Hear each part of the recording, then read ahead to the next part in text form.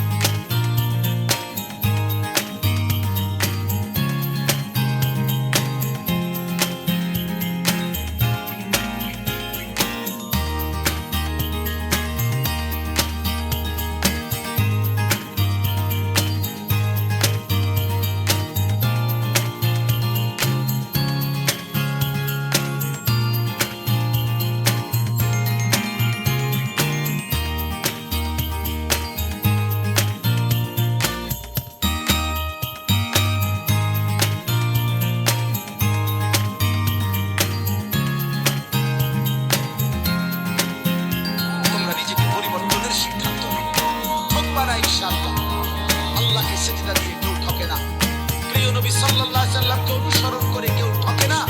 আল্লাহ তাকে দামি বানায় দুনিয়াতেও আখিরাতেও। আখিরাতেও কোনো পাপী, কোনো চরিত্রহীন, কোনো লম্পট, কোনো দুশ্চরিত্র সে মানুষের কাছে ঘৃণিত হয়, ঘৃণিত হয়। তোমরা যারা 5 ওয়াক্ত নামাজ পড়ো না, তোমরা লজ্জিত ঘৃণিতই হবা ভাইয়া। আল্লাহ তাআলা আমাদের সন্তানদেরকে বোঝার তৌফিক দান করেন।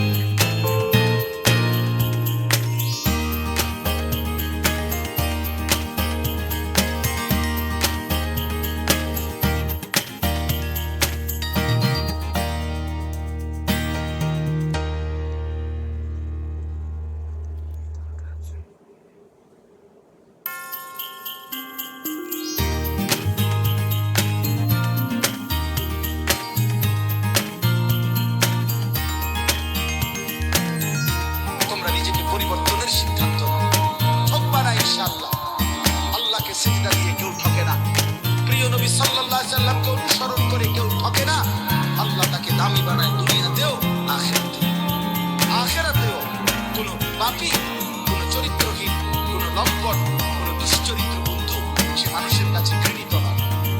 ঘৃণিত হয়। তোমরা যারা 5 ওয়াক্ত নামাজ পড়ো না, তোমরা লজ্জিত ঘৃণিতই হবা ভাইয়া।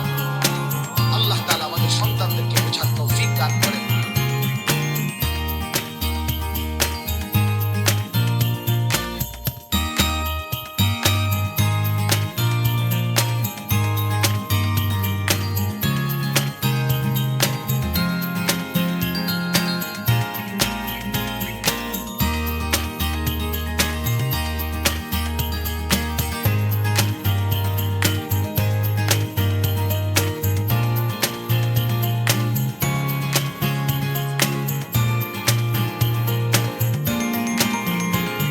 তোমরা নিজেকে পরিবর্তনের সিদ্ধান্ত নাও, ঠকবা না ইনশাআল্লাহ।